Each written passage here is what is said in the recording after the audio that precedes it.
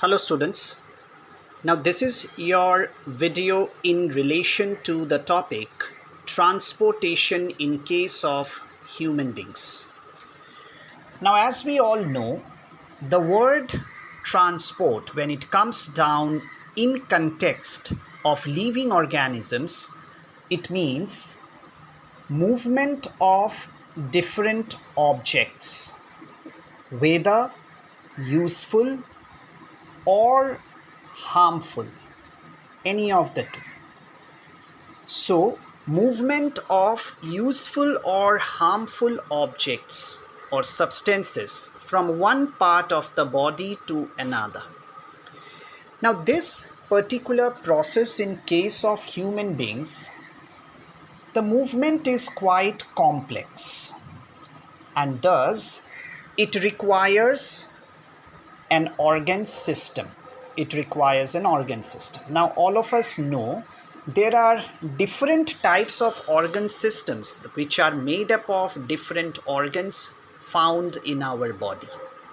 Now among them, the major organ system which is responsible is the circulatory system.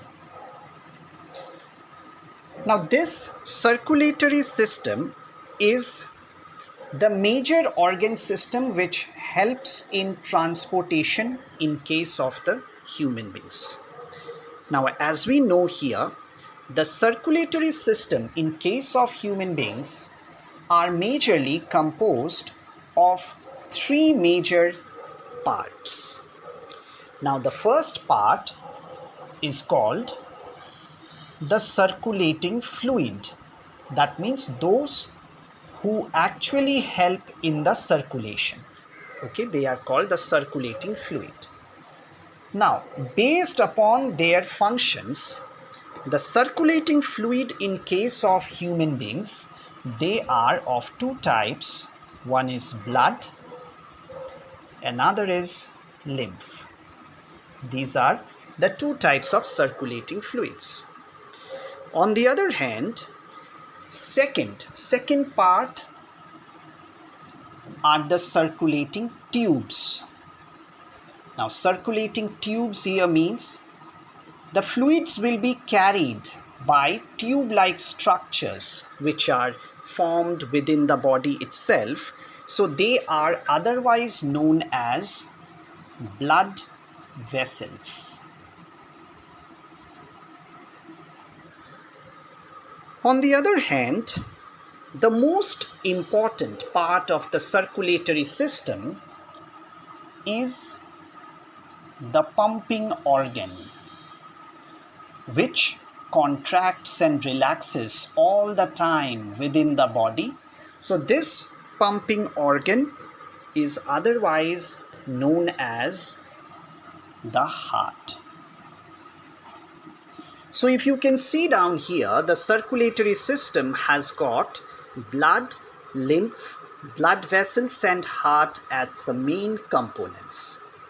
Now each of these particular components have got a specific role to play in the transportation process. Now as we know about blood, blood is a connective tissue which joins the different parts of the body, and it is fluidic in nature. Okay, it's a fluid connective tissue. Now since it's a tissue, that means it is made up of different type of cells, and if you remember, the cells are present in a liquid matrix. Now the liquid matrix which is found in case of blood is nothing but the plasma. Now there are three different types of cells based upon their function. First one is red blood cells, white blood cells, and third one platelets. Now as we discuss about the different types of cells, each of them have got different functions. Red blood cells, they are red in color due to hemoglobin, and They are responsible for transportation. White blood cells are colorless and they act as soldiers of our body because they generate antibodies and protect our bodies. Finally, platelets, they are responsible for clotting of the blood to prevent the excessive loss of the blood from the body. So in this particular section, we have discussed about the circulating fluid blood. In the coming videos, we shall be discussing about lymph, the blood vessels, and the pumping organ. Thank you.